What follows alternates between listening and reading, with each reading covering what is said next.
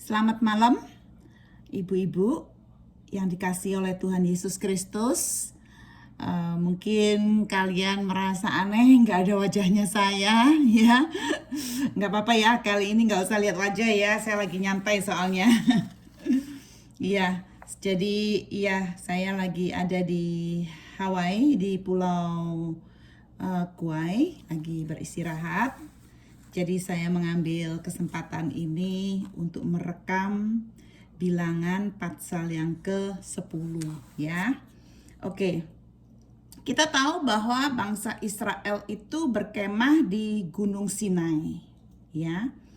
Di sekitarnya Gunung Sinai, dan mereka di sana kurang lebih sudah 11 bulan lamanya. Ketika mereka tiba di sana, itu adalah bulan ketiga setelah mereka keluar dari tanah Mesir. Kalau saudara buka lagi di Keluaran 19. Nah, sekarang itu sudah bulan yang kedua di tahun yang kedua. Selama beberapa waktu itu, Tuhan memberikan hukum-hukumnya kepada bangsa Israel. Kemudian Tuhan juga memerintahkan untuk membuat tabernakel, dan tabernakel itu juga didirikan dan didedikasikan kepada Tuhan. Kita tahu juga bahwa Musa sudah menyucikan dan memilih imam-imam dan orang-orang Lewi. Musa juga sudah menghitung yang namanya tentara-tentara, ingat gak? Sensus. Musa pun juga sudah mengatur suku-suku bangsa Israel. Sekarang bangsa Israel itu menjadi satu bangsa dan siap untuk berjalan marching. Tapi bagaimanapun juga, sejarah bangsa Israel kita tahu pada mulai chapter sekarang ini sampai chapter yang ke-22, itu kita akan melihat perjalanan bangsa Israel selama 38 tahun. Bayangkan, nanti kita akan melihat selama 38 tahun itu bangsa Israel itu penuh dengan tidak kepercayaan dan kegagalan. Nah, pada tahun-tahun itu kita akan melihat, akan datang bagaimana orang-orang Israel itu melawan Musa. Mereka melawan Tuhan, melawan kehendak Tuhan. Bahkan kita tahu karena ketidaktaatan mereka nantinya di Kades Barnea, pada akhirnya Israel itu seharusnya mencapai tanah Kanaan dalam beberapa bulan. Akhirnya mereka mencapai ke tanah Kanaan selama 38 tahun, total 40 tahun. Dan semua generasinya mati. Tinggal generasi yang ada yang masuk hanya Joshua dan Kaleb. Saudara, sangat menyedihkan sekali.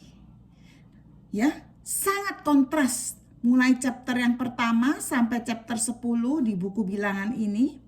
Kita melihat bagaimana bangsa Israel taat kepada Tuhan.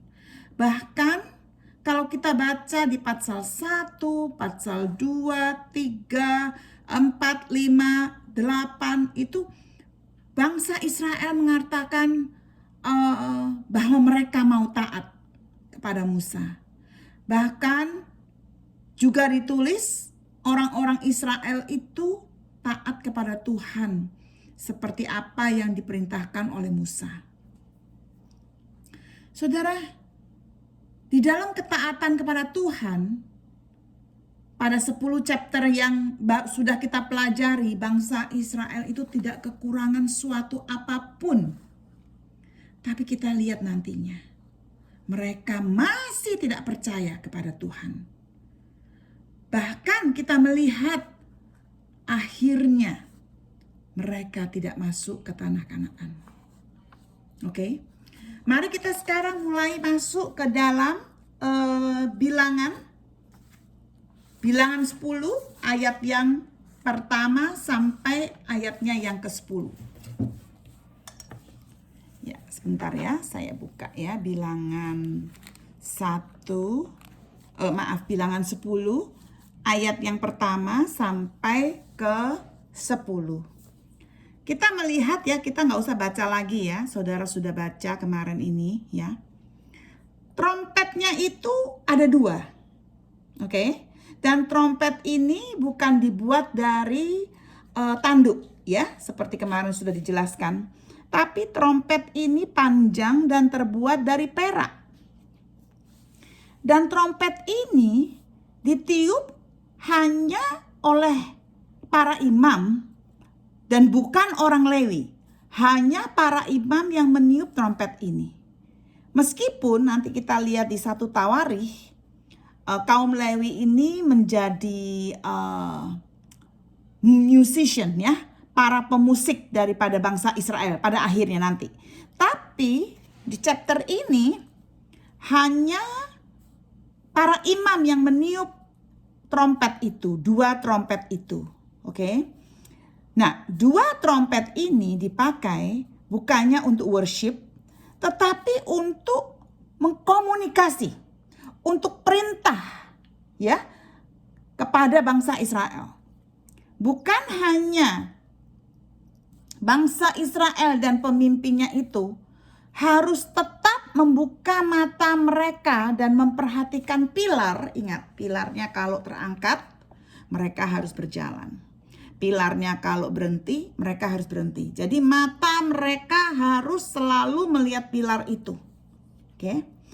Bukan saja mata itu melihat pilar, tetapi mereka tetap harus membuka telinga mereka kalau tiba-tiba ada suara trompet.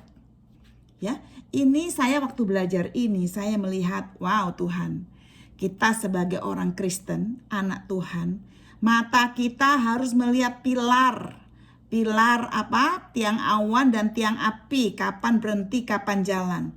Mata hati kita, mata pikiran kita harus selalu ditujukan kepada Tuhan.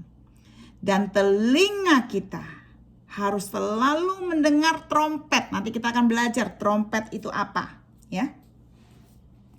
Kita tahu kalau Musa di dalam ayat 1-10 ini, kalau Musa mau memanggil bangsa Israel semuanya untuk berkumpul atau hanya leader-leadernya saja, trompet ini harus dibunyikan. Ya. Kalau 2 trompet dibunyikan bersamaan ya, kalau 2 trompet dibunyikan bersamaan, berarti Musa itu memanggil seluruh umat Israel. Tapi kalau 1 trompet itu dibunyikan, hanya memanggil leadernya saja. Ya. Nah, kapan mereka harus maju? Itu trompetnya itu akan ada 1 signal. Oke? Signal itu untuk setiap 3 suku untuk berjalan mulai marching. Ya. Mulai dari suku Yuda, Isakar, Zebulun di bagian timur dari tabernakel, oke. Trompet itu juga akan membunyi ya, sound like an alarm, seperti alarm gitu ya. Kalau misalnya tentara-tentara dipanggil untuk maju berperang, tapi itu bukan di bilangan 10 ya, itu di bilangan 31. Nanti kita akan melihat trompet itu juga dibunyikan untuk berperang. Untuk siap-siap perang ya.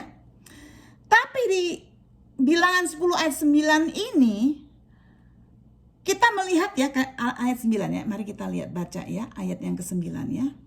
Ayat yang ke-9. Dan apabila kamu maju berperang di negerimu melawan musuh yang menyesakkan kamu, kamu harus memberi tanda semboyan dengan nafiri supaya kamu diingat di hadapan Tuhan Allahmu dan diselamatkan daripada musuhmu. Jadi ternyata trompet itu juga merupakan satu tanda doa di hadapan Tuhan. Oke? Nah, trompet ini sangat-sangat penting bagi bangsa Israel. Untuk apa? Untuk mengingatkan mereka tentang satu festival yang khusus ya, yang kita barusan bulan September ini ya, kita bangsa Israel merayakannya, yaitu Rosh Hoshana. ya. Waduh, saudaraku, kalau bicara soal trompet, Alkitab itu banyak sekali menulis soal trompet ya. Tapi saya tidak mau terlalu detail ke trompet karena kita masih banyak hal-hal yang harus dipelajari. Saya hanya mau membawa kita semua pada konteksnya ya, nggak terlalu detail hanya untuk trompet ya. Tapi kalau saudara punya catatan-catatan yang detail tentang trompet, itu bagus sekali ya, bagus sekali. Oke, ini trompet yang trompet itu sangat penting untuk mengingatkan mereka akan satu festival yang khusus yang harus dirayakan turun-temurun oleh bangsa Israel. Itu ada di ayat yang ke-10 ya, yang tadi saya bilang itu Rosh Hosanna ya, Rosh Hosanna. Sebentar ya, saya buka Alkitab Numbers yang bahasa Inggris ya, karena bahasa Inggris ini jelas sekali ya, sangat jelas. Saya suka sekali. Oke, mari kita lanjutkan ya. Nah, saya tadi kan mengatakan bahwa trompet ini tadi itu untuk merayakan Rosh Hosanna, yaitu Feast of Trumpet pada bulan ke-7 ya. Dan juga mereka juga peniupan trompet ini juga merayakan a celebration daripada orang-orang Yahudi termasuk dari tahun Jubili. Oke. Seperti di perjanjian lama bagi anak-anak Tuhan, anak-anak Tuhan di perjanjian baru dan anak-anak Tuhan pada hari ini, kita juga sedang menunggu satu suara trompet. Kalau kita buka di dalam 1 Tesalonika 4 ayat 13 sampai 18, itu ditulis bahwa menjelang kedatangan Tuhan ada suara trompet. Ya. Kalau kita baca di 1 Korintus 15 ayat 52, bahkan suara trompet itu, ketika suara trompet dibunyikan, orang-orang yang mati itu bangkit. Oke. Dan kalau kita baca di Yesaya 58 ayat 1, Hosea 8 ayat 1, maupun Yoel 2 ayat 1, suara trompet itu juga merupakan preaching, khotbah daripada para nabi zaman dahulu. Oke? Nah, saudaraku, kita melihat di sini ya. Trompet itu apa? Trompet itu adalah satu suara. Oke? Bahkan Yesaya 58 ayat 1, seperti tadi saya sebutkan, Yesaya, Hosea, Yoel, itu juga merupakan preaching daripada para nabi. Ya, berarti trompet ini juga salah satu dari suaranya Tuhan. Oke, suaranya Tuhan. Buktinya pada saat di zaman Musa itu, pada saat mereka memanggil 2 juta orang ya, memang ditulis 600.000 itu hanya laki-lakinya saja, belum perempuan dan anak-anak dan remaja, itu kurang lebih bisa 2 juta orang. Bayangkan kamu bagaimana memanggil 2 juta orang untuk berkumpul. Maka itu dipakailah trompet. Trompet itu menggambarkan suara Tuhan yang memanggil. Pada zaman sekarang ya, kita ini sedang meniup trompet loh. Oke, untuk memanggil orang-orang yang belum kenal Tuhan, untuk memanggil orang-orang yang masih malas-malas untuk maju bersama-sama, untuk belajar firman Tuhan. Dan nanti kalau kita baca di Wahyu 8, itu trompet itu juga merupakan satu judgment, God's judgment untuk orang-orang yang tidak mau percaya sama Tuhan. Ya, bahkan kita baca semuanya itu di dalam Wahyu ya, trompet itu sangkakala dibunyikan berkali-kali ya. Saudara, saya tidak mau memperpanjang di sini. Apa maksud Tuhan di dalam ini?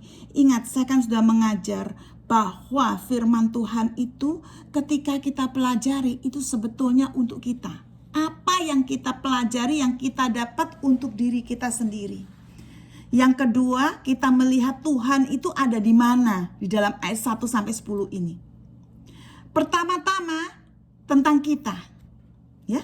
Kita melihat begitu teratur. Nanti kita belajar ya di ayat yang ke-12.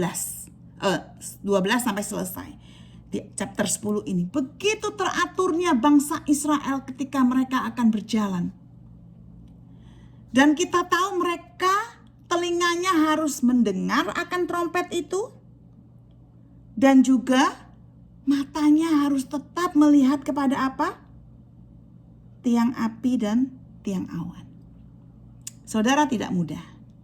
Di dalam perjalanan hidup kita, ya, kita harus, mata hati kita, telinga kita harus mendengarkan firman Tuhan, harus melihat Tuhan. Fokus kita tuh apa? Perspektif kita itu apa? Apakah perspektif kita masih uang? Apakah perspektif kita masih hal-hal dunia ini? Ataukah perspektif kita itu mengasihi Tuhan dan mengasihi sesama? Itu di dalam mata pikiran kita dan mata hati kita. Lagi pula, apakah kita itu memperkatakan firman Tuhan? Apakah kita itu menjaring jiwa untuk kerajaan Allah? Ini dalam kehidupan kita sehari-hari. Oke? Tapi di akan datang kita melihat bahwa trompet itu merupakan satu hukuman, ya, tanda. Tiupan sangkakala adalah waktu di mana Tuhan itu judgment-nya turun atas orang-orang yang tidak percaya. Mari kita lanjutkan. Ayat yang selanjutnya, ayat yang ke-11 sampai yang ke-selesai. Kita melihat di sini bahwa mereka akan mulai marching, ya. Tadi sudah diperintahkan soal trompet. Ya, sekarang mereka harus siap-siap pada bulan yang kedua dan tahun yang kedua. Tiang awan di atas tabernakel itu mulai bergerak. Oke. Para imam meniup trompet. Ingat, para imam, hanya para imam yang meniup trompet. Siapa para imam itu? Kita juga para imam. Oke. Kamulah bangsa yang terpilih, imamat yang rajani, umat kepunyaan Allah. Kita itu hidup dalam satu kerajaan Allah, dan kita itu disebut imamat rajani. Imamnya raja kita yaitu Kristus, dan kita ini imamnya, hanya kita yang meniup trompet. Hanya kita yang meneriakkan firman Tuhan kepada orang-orang yang belum percaya. Oke.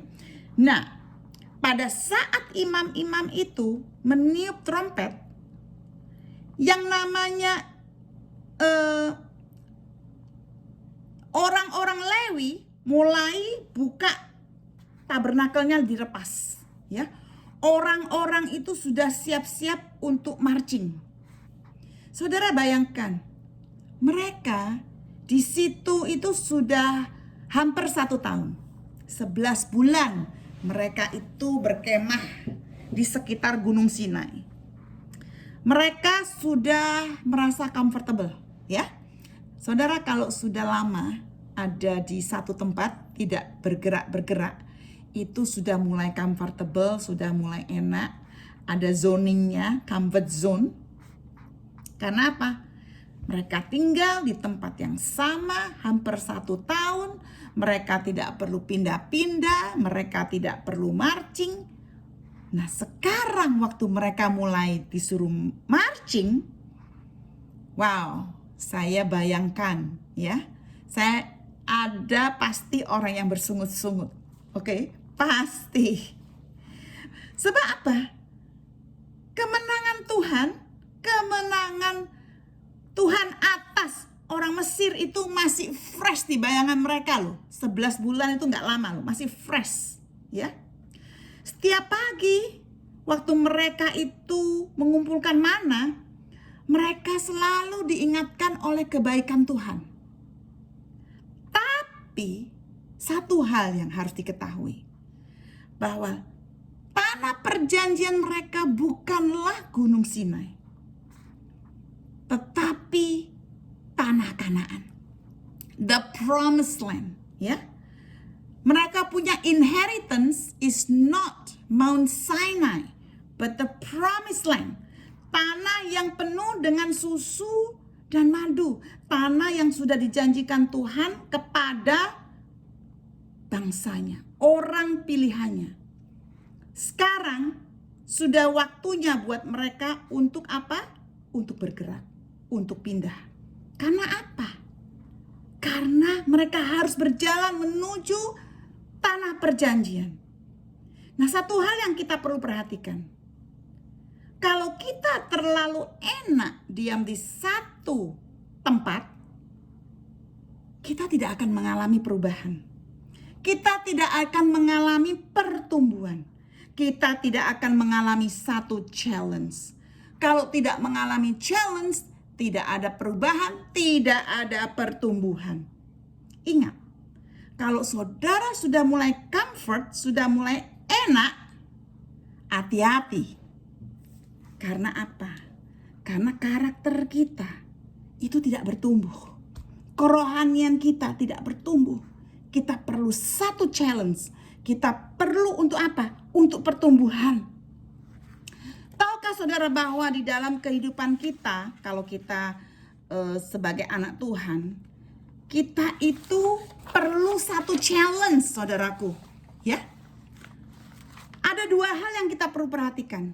Apakah kita mau challenge, lalu kita percaya sama Tuhan, dan Tuhan akan membawa sesuatu yang terbaik di dalam kita? Ataukah akankah kita itu tidak taat sama Tuhan, dan terlalu nyaman, akhirnya setan yang bekerja di dalam pikiran kita? Itu semua pilihan kita. Oke, mari kita masuk dalam ayat yang ke-11 sampai ayat yang ke-28. Nah, kita tahu di dalam bilangan 1 bahwa setiap suku itu sudah mempunyai leadernya. Oke, dan mereka juga sudah tahu ordernya, ya, maksudnya susunan waktu mereka marching itu di bilangan kedua, ya. Jadi saya melihat di sini Tuhan tuh luar biasa. Bilangan 1 dipilihlah pemimpin-pemimpin suku. Di bilangan 2 order marchingnya siapa dulu, ya. Kemudian diberitahu hanya imam-imam yang meniup trompet dan ada signal-signal tersendiri. Kalau ada trompet dibunyikan, bagaimana setiap suku berjalan, ya. Mereka siap-siap untuk berangkat dan berjalan. Dan sudah juga dikasih tugas siapa yang bawa tabut perjanjian, ya. Kita tahu bahwa tabut perjanjian itu harus berjalan di depan yang memimpin perjalanan bangsa Israel. Dan sudah ditentukan siapa yang membawa tabut perjanjian itu, yaitu orang Lewi. Kemudian diikuti dengan apa? Tiang awan, ya. Kalau saudara baca di Numbers, ya, Numbers 10 ayat 33 sampai 36, kita melihat, ya. Sebentar ya, saya buka bahasa Indonesianya, ya. 33 sampai 36 ditulis, lalu berangkatlah mereka dari gunung Tuhan dan berjalan 3 hari perjalanan jauhnya, sedang tabut perjanjian Tuhan berangkat di depan mereka dan berjalan 3 hari perjalanan jauhnya untuk mencari tempat perhentian bagi mereka. Nah, kita tahu dari sini bahwa tabut perjanjian itu yang memimpin. Kita tahu tabut perjanjian itu adalah tahta Allah, ya. Tahta Allah ada di tabut perjanjian, dan Tuhan itu berdaulat atas anak-anaknya. Kita melihat di sini di ayat 11 sampai 28 bagaimana mereka mulai berjalan, ya. Kalau kita melihat di ayatnya yang ke-5 sampai ayatnya yang maaf ya, bukan ayat ke-5 ya. Nah, ayat 14. ya, Bilangan 10 ayat 14 dan seterusnya. Kita melihat siapa jalan dulu. Judah, Isakar, sama Zebulun jalan duluan. Kemudian diikuti dengan suku Gershom dan suku Merari yang membawa alat-alat tabernakel. Kemudian diikuti dengan suku Ruben, suku Simeon, dan suku Gad. Kemudian diikuti dengan suku Kohati yang membawa peralatan tabernakel. Oke. Kemudian di belakangnya ada siapa? Suku Efraim, suku Manasye, suku Benjamin. Ya. Kemudian suku Dan, yang terakhir suku Dan, suku Asher, dan suku Naftali. Kemudian yang terakhir di barisan paling belakang, kalau kita melihat Bilangan 11 ayat 4. Mari kita baca Bilangan 11 ayatnya yang keempat. Sebentar ya, saya baca bahasa Inggrisnya ya. The rebel with them began to craft other food. Oke. Orang-orang bajingan yang ada di antara mereka kemasukan nafsu rakus. Siapa orang-orang bajingan ini, saudaraku? Mereka ikut ternyata di barisan paling belakang. Orang-orang bajingan ini ternyata kalau saudara baca di Keluaran 12 ayat 38, mereka adalah orang-orang Mesir yang ikut bangsa Israel, yang ikut bangsa Israel keluar dari Mesir. Nah, kita akan pelajari itu lebih jauh nanti di chapter yang ke-11 ya. Tapi kita melihat mereka juga ikut maju. Oke. Nah, saya mau saudara perhatikan di sini. Tuhan sudah mengatur barisannya. Judah, Isakar, Zebulun paling depan. Kemudian Gershom dan Merari. Kemudian Ruben, Simeon, Gad. Nah, yang paling belakang siapa yang paling belakang? Dan Asher sama Naftali. Betul nggak? Saudara, barisan ini nggak bisa suka-sukanya. Waduh, saya nggak mau di sini, saya minta di depan. Kok enak? Judah di depan, Isakar di depan, Zebulun. Atau yang tengah bilang gini, wah saya nggak mau di tengah ini. Yang di tengah ini kan kita kalau melihat yang di tengah ini Ruben, Simeon, dan Gad. Wah saya nggak mau deh, enak banget kok yang di depan sama di belakang. Saya kok di tengah, nggak mau. Nah, saudara harus tahu. Barisan ini bukanlah satu pilihan dari mereka loh.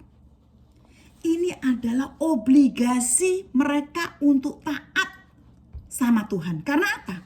Karena Tuhan yang mengatur barisan ini. Tuhan yang mengatur. Jadi saya melihat di sini ya saudaraku. Tuhan itu sudah mengatur satu gereja, satu organisasi, satu bagian departemen pelayanan anak-anak, pelayanan musik, semua itu ada bagian-bagiannya, ya. Kita nggak bisa suka-sukanya, waduh saya nggak mau ini, saya tersinggung sama si A, saya pindah ke sana. Kita nggak bisa semena-mena mau begitu. Karena apa? Semua itu di barisan ini sudah ditetapkan oleh Tuhan. Dan ini adalah obligasi daripada mereka untuk taat kepada Tuhan. Ya, kalau mereka misalnya bilang sama Musa, aku gak mau di belakang, aku yang mimpin deh. Wah, apa yang terjadi? Musa pasti menolak. Karena kehendak Tuhan itu di sini tidak bisa menawarkan. Tuhan bilang kamu di barisan depan, ya di barisan depan. Oke? Ingat, bangsa Israel ini bukannya lagi apa? Lagi trip, lagi vacation. Bukan loh saudaraku.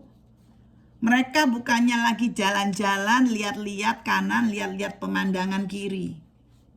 Mereka adalah satu tentara Allah yang berjalan, yang mau merebut tanah Kanaan, Mereka ini ada di medan perang yang setiap saat bisa bertemu dengan siapa? Dengan musuh-musuh mereka. Tuhan tahu siapa yang kuat, Tuhan tahu siapa yang lemah, Tuhan tahu siapa yang setia. Itu semua pilihannya Tuhan, semua barisan yang sudah ditetapkan oleh Tuhan. Nah, sekarang kita lanjutkan ya. Di ayat yang ke-29 sampai ayat yang ke-32. Makanya ya saudara, saya di sini belajar, sangat belajar. Saya bilang gini, wow Tuhan, Engkau sungguh berdaulat. Ya, Tuhan sungguh berdaulat. Firman-firman yang kita pelajari, ya ini adalah sejarah daripada bangsa Israel. Tapi ini mempunyai makna rohani yang sangat besar buat saudara dan saya. Ini jangan bilang, ini gak ada artinya. Ini cuman sejarahnya bangsa Israel. Saudara kalau punya sikap kayak gitu, saudara gak bisa berubah. Kita gak bisa diubahkan oleh Tuhan kalau kita punya attitude yang seperti itu. Kita harus punya satu attitude yang melihat, wow Tuhan, apa yang saya pelajari di sini? Buat saya pribadi, saya belajar di sini ada kedaulatan Tuhan dan otoritas Tuhan. Kalau Tuhan sudah kasih kamu satu panggilan, kalau Tuhan sudah memilih kamu harus jalankan sesuai dengan kehendak Tuhan. Kita harus jalankan dengan taat, ya. Misalnya saya sebagai seorang Bible teacher, ya. Waduh Tuhan, saya capek Tuhan. Saya mau pindah deh ke bagian lain deh. Atau saudara sudah dipilih sebagai seorang hamba Tuhan. Tuhan saya capek deh, gak enak. Enakan yang lain. Gak bisa saudara. Ya, saya pribadi di sini belajar. Gak bisa kita nego-nego sama Tuhan soal panggilan Tuhan ini. Oke? Mari kita baca ayat 29 sampai 32. Ini mengenai Hobab, ya. Di sini Musa mengundang brother-in-law-nya, ya, yang namanya Hobab, yaitu anaknya Jethro, ya. Jethro itu juga sebutannya juga Reuel, ya. Reuel sama Jethro itu sama Raguel itu sama, ya. Orangnya sama. Raguel, Reuel, dan Jethro itu satu orang, yaitu mertuanya Musa, sama dengan saya. Panggilan saya waktu masih kecil Meme, Xiaoping, Friska, itu 3 nama, orangnya satu, ya, sama juga di sini, ya. Kayaknya Jethro pada saat di dalam bilangan 10 ini, kayaknya dia sudah mati Jethro ini, sehingga dia punya anak laki-laki itu menjadi kepala di dalam keluarganya. Nah, kita melihat di sini Musa ingin sekali Hobab ini untuk travel dengan bersama-sama bangsa Israel dan menikmati berkat-berkat Tuhan yang sudah Tuhan janjikan kepada anak-anaknya. Tapi kita lihat di sini Hobab itu tidak mau, ya. Dia lebih suka balik. Dia lebih suka tinggal di tanahnya sendiri dengan orang-orangnya. Ngapain gua repot-repot untuk ikut, ya? Gua kan gak tahu masa depannya kamu. Bisa-bisa dia berpikiran demikian, ya. Tapi kita melihat di sini Musa, dia tahu sekali bahwa Tuhan bersama dengan bangsa Israel, dan masa depan bangsa Israel itu ada di dalam tangan Tuhan yang luar biasa, ya. Akan tinggal di dalam tanah yang penuh susu dan madu, kan. Musa tahu banget, makanya dia itu mengajak, kan. Dan dia juga bilang apa? Dia bilang apa? Musa menambahkan, kamu kan bisa, ya. Kamu kan tahu kan di dalam ayat 31, ya. Sebentar ya, saya baca bahasa Indonesianya, ya. Karena bahasa Inggrisnya agak lain sedikit, ya. Ya, dalam ayat 31 kita melihat, janganlah kiranya tinggalkan kami, sebab engkaulah yang tahu bagaimana kami berkemah di padang gurun, maka engkau dapat menjadi petunjuk jalan bagi kami. Nah, saudara, kalau saudara baca di sini, seolah-olah Musa itu mengandalkan Hobab ini. Ya, betul nggak? Untuk mengajarkan bagaimana berkemah di padang gurun. Untuk memberikan petunjuk-petunjuk. Oke? Seolah-olah. Kalau kita baca lagi di ayat 32. Jika engkau ikut bersama-sama dengan kami, maka kebaikan yang akan dilakukan Tuhan kepada kami, akan kami lakukan juga kepadamu. Nah, kita di sini belajar apa? Ini sesuatu yang luar biasa yang waktu saya belajar. Kita tahu bahwa memang Tuhan yang memimpin. Betul nggak? Tuhan yang memimpin bangsa Israel ini. Dengan apa? Dengan tiang awan dan dengan tiang api. Ya, kita tahu. Tapi kita melihat di sini, kita belajar di sini. Pemeliharaan Tuhan tidak mengurangi kemampuan manusia. Jadi kita lihat di sini pemeliharaan Tuhan itu juga berjalan bersama-sama dengan kemampuan manusia. Oke, apa maksudnya? Mari kita belajar lebih dalam lagi. Kita tahu bangsa Israel mah tidak perlu Hobab. Bangsa Israel tidak perlu Hobab yang memberitahukan mereka bagaimana untuk marching, di mana untuk camp. Karena bangsa Israel sudah punya tiang api dan tiang awan, betul nggak? Tuhanlah yang akan memimpin mereka. Tetapi kita melihat di sini pengetahuan Hobab akan tanah-tanah dan tempat-tempat itu akan membantu mereka ketika mereka mengambil keputusan waktu mereka pindah dari satu tempat ke tempat lain, di mana mereka harus buka tenda di tanah yang sebelah mana. Itu Hobab itu mempunyai pengetahuan. Saudara tahu nggak, ada seorang preacher terkenal namanya Charles Spurgeon. Ya, dia bilang begini, kita harus belajar dari cerita ini. Mengapa? Karena ketika kita mencari pimpinan Tuhan, ketika kita berdoa mencari pemeliharaan Tuhan, kadang-kadang itu Tuhan itu memakai common sense kita untuk memimpin.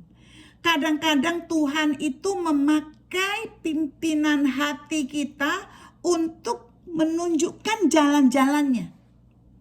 Oke, memang di dalam Amsal 3 ayat 5 sampai 6 dikatakan janganlah bersandar atas pengetahuan kita.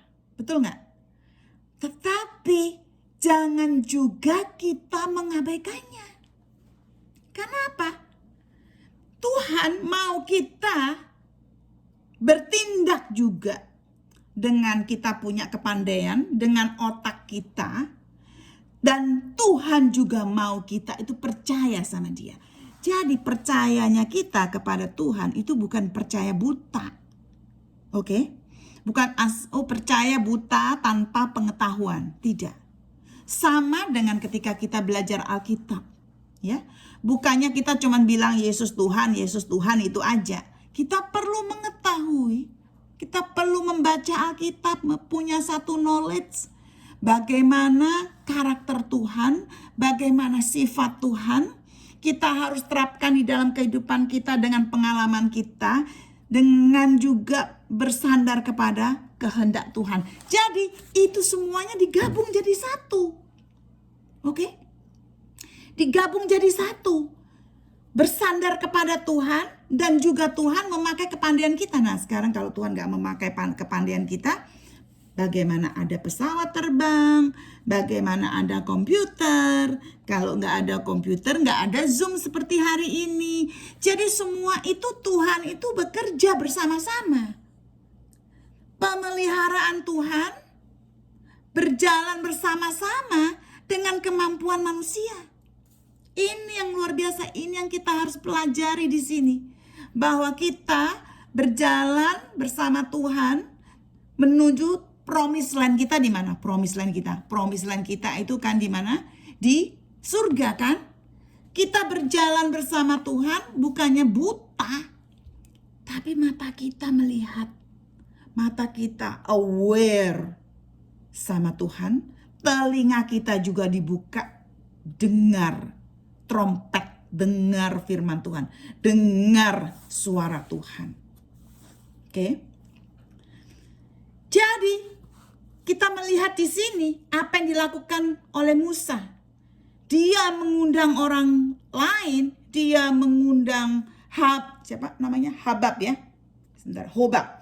Dia mengundang Hobab ini untuk datang bersama dengan bangsa Israel. Untuk apa? Supaya mereka juga bisa menikmati berkat-berkat Tuhan yang sudah dipersiapkan untuk bangsa Israel. Bagaimana dengan kita sekarang ini? Bagaimana dengan gereja pada hari ini? Kita adalah satu bangsa pilihan Tuhan di dunia ini. Kita sedang travel menuju kemana? Menuju ke surga. Dan adalah satu kesempatan buat kita untuk mengundang orang lain. Untuk bersama-sama dengan kita supaya menikmati kerajaan surga. Saya tahu perjalanan ini tidaklah gampang. Oke? Perjalanan hidup ini tidak gampang, saudaraku, ya. Sama dengan perjalanan bangsa Israel tidak gampang. Tapi kita melihat siapa yang pimpin kita. Ya, tiang api dan tiang awan. Maka itulah kita perlu berkumpul, kita perlu diingatkan setiap minggu supaya mata kita tetap tertuju kepada tiang api dan tiang awan. Mata hati kita tetap tertuju pada Tuhan. Dan telinga kita tetap mendengarkan firman-firman Tuhan. Amin. Mari kita melihat ayat-ayat yang terakhir, yaitu ayat 3 sampai 36. Oke. Kita di sini melihat, tadi kan saya berkata bahwa tabut perjanjian itu ada di paling depan. Karena di dalam tabut perjanjian itu ada hadirat Tuhan yang memimpin. Oke. Dan kita tahu bahwa Musa dan Harun juga di depan. Ya, di belakangnya tabut itu adalah Musa dan Harun. Setiap kali, kalau kita tahu, setiap kali pilar daripada tiang awan dan tiang api itu berjalan, bangsa Israel pun harus berjalan. Kalau berhenti, bangsa Israel pun harus berhenti. Kita melihat di sini, kita melihat ada doanya Musa, ya. Kalau kita lihat di ayat yang ke-35, doa Musa apabila tabut itu berangkat, berkatalah Musa, bangkitlah Tuhan, supaya musuhmu berserak dan orang-orang yang membenci engkau melarikan diri dari hadapan itu.